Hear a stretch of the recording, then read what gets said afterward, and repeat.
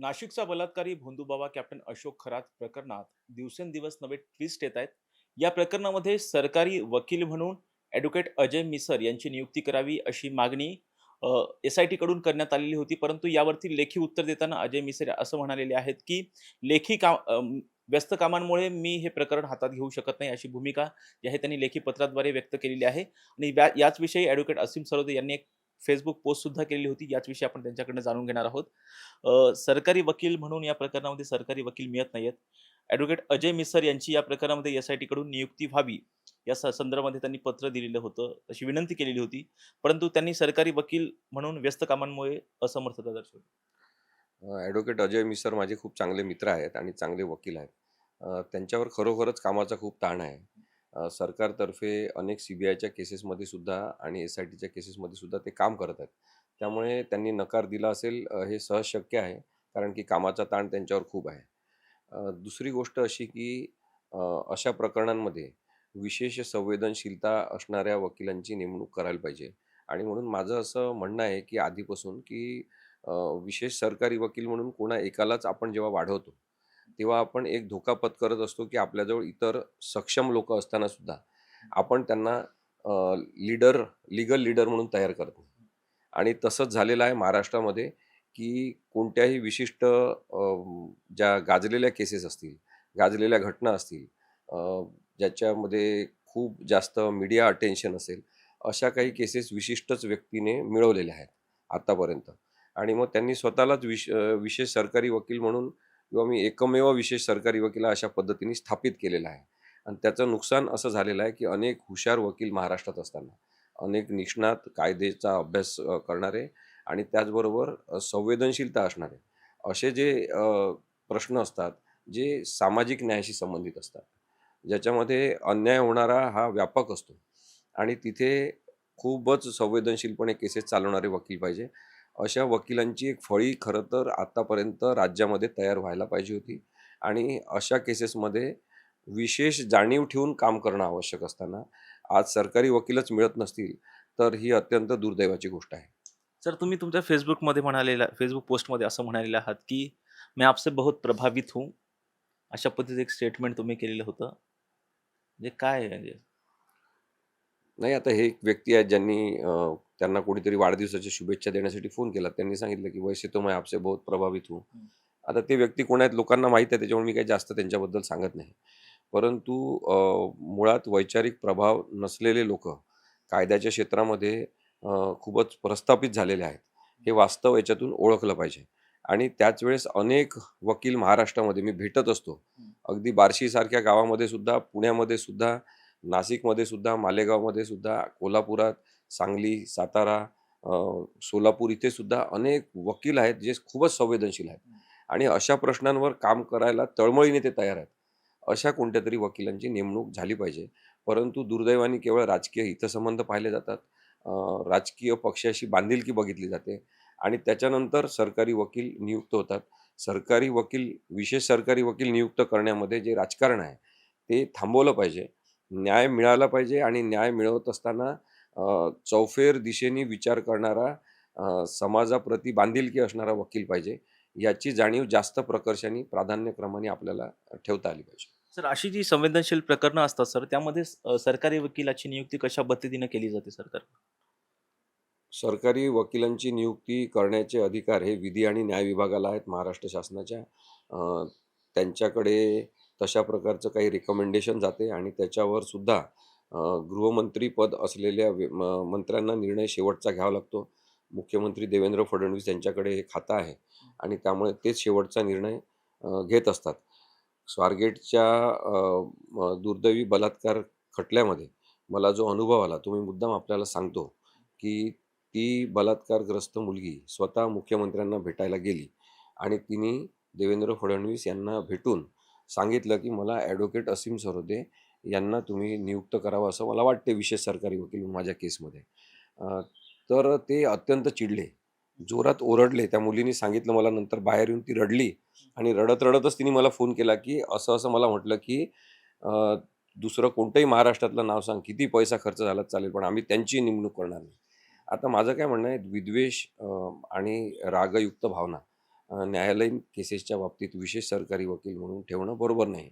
अ, सरकारने जरी त्या विशेष सरकारी वकील नेमण्याच्या सगळ्या योजनेला रेग्युलेट करण्याचे अधिकार स्वतःकडे घेतलेले असले तरी शेवटी कायद्यातलं आणि संविधानिक तत्त्व काय आहे, की व्हिक्टिम जो आहे, व्हिक्टिम व्यक्तीच्या मर्जीनुसार त्यांना वकील नेमण्याचं स्वातंत्र्य असलं पाहिजे आणि त्याला पाठिंबा देण्याचं काम हे सरकारने केलं पाहिजे. सरकारची भूमिका मदतनीसाची आहे. आम्ही ठरवू तेच वकील तुला घेतले पाहिजे अशी जबरदस्ती करण्याची सरकारची भूमिका नसली पाहिजे.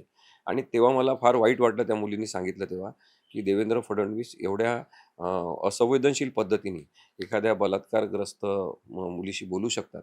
अ, हे फार वाईट आहे आणि म्हणून तेव्हापासूनच माझं म्हणणं आहे, की मला कुठेही नियुक्त करू नका. तुम्हाला वाटते ना, की मी तुमच्या विचारांचा नाही. मी लोकशाही विचारांचा आहे, मी संविधानाच्या विचारांचा आहे, मी केवळ कायद्याच्या चौकटीत विचार करणारा आहे. त्याच्यामुळे तुमचे माझे विचार पटत नसतील, मला नेमूच नका.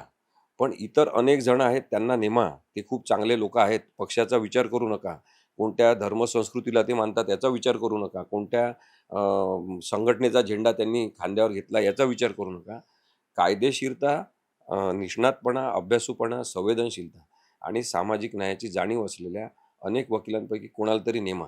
परंतु अशी अडचणीची परिस्थिती येते तेव्हा जाणवते आपल्याला, की आपण एकतर्फी, एककल्ली पद्धतीने आत्तापर्यंत विशेष सरकारी वकील म्हणून कोणाची तरी मक्तेदारी जी तयार केलेली आहे, त्याच्यामुळे आज महाराष्ट्रामध्ये अशी परिस्थिती आहे, की अशोक खरातसारख्या अ, अत्यंत मनाला विचलित करणाऱ्या केसमध्ये कोणी सरकारी वकील सरकारला अजूनही नेमता आलेला नाही आणि त्यांना कोणी मिळत नाही आहे आणि ॲडव्होकेट अजय मिसारसारख्या एका निष्णात वकिलांनी नकार दिलेला आहे. सर, या सगळ्या म्हणजे सरकारी वकिलांची जी नियुक्ती होते अशा प्रकारामध्ये त्याच्यामध्ये सुद्धा राजकारण होते असं म्हणतो? विशेष सरकारी वकील नेमण्याची प्रक्रियाच राजकारणयुक्त झालेली आहे आणि त्यालाच आपला विरोध असला पाहिजे. म्हणून माझं असं म्हणणं आहे, की नागरिकांनी अ, आपल्या हातात ही जबाबदारी घेतली पाहिजे सांगण्याची, की तुम्ही मंत्री कोणत्याही विभागाचे असाल, तरी तुम्ही आमच्यासाठी काम करणारे आहात आणि व्हिक्टिमचे राईट्स महत्त्वाचे आहे. अन्यायग्रस्त, अत्याचारग्रस्त व्यक्ती जी न्याय मागण्यासाठी हिमतीने उभी राहते, त्या व्यक्तीचं म्हणणं काय आहे हे सगळ्यात महत्त्वाचं मानलं पाहिजे आणि त्या व्यक्तीच्या मर्जीनुसार अ, नेमणूक झाली पाहिजे. तुमच्या अरेरावीनुसार नेमणूक होणार नाही. हे आपण कधीतरी ठणकावून सांगण्याची गरज आहे. सर, आपण पुरोगामी विचारांचा महाराष्ट्र असं म्हणतो. त्या महाराष्ट्रामध्ये अत्यंत विकृत पद्धतीचं कृत्य ह्या भोंदूबाबांनी केलेलं आहे. अनेक व्हिडिओ सध्या जे आहे सोशल मीडियावरती सुद्धा व्हायरल होत आहेत. या प्रकरणामध्ये तुमची जर सरकारी वकील म्हणून नियुक्ती झाली तर तुम्ही केस लढवण्यासाठी तयार आहात? मी अशा केसेस लढवण्यासाठी तयारच आहे. आम्ही तसं सुद्धा व्हिक्टिमना मोफत कायदेविषयक सहायता देत असतो.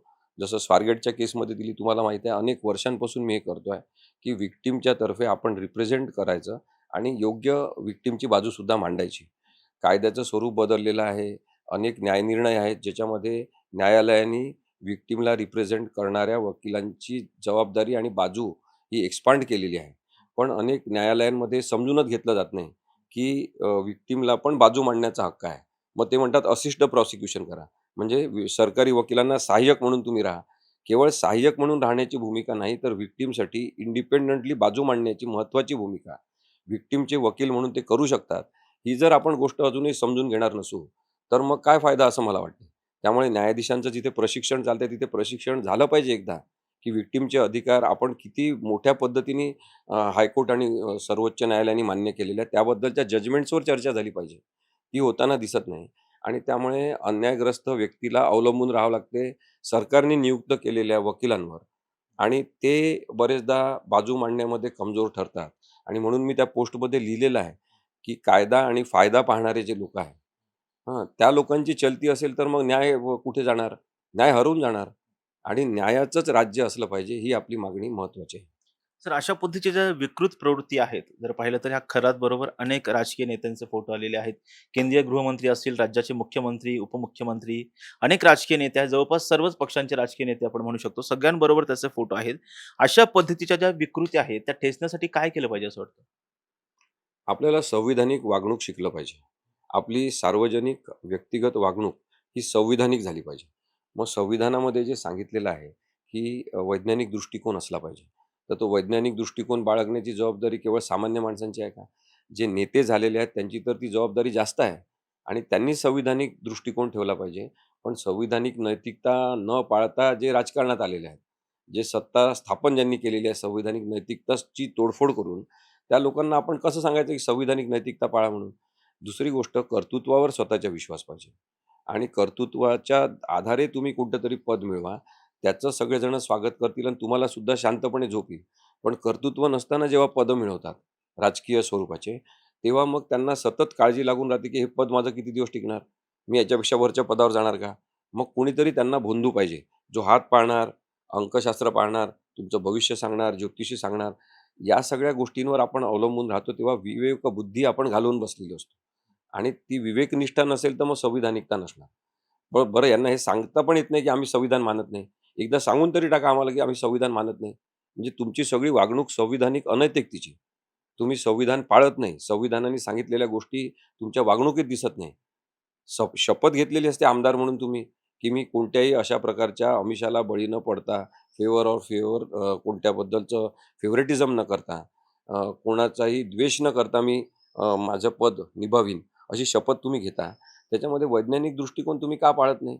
मग वैज्ञानिक दृष्टिकोन पाळत नाही, अशा आता कोणतरी सांगितलं 37 आमदार आहेत त्यांच्याकडे गेलेले. आजी आणि माजी असतील ते. 37 आमदार भोंदू अशोक खरातकडे गेलेले असतील, तर त्या सगळ्यांचा राजीनामा राज्यपालांनी मागितला पाहिजे महाराष्ट्रात.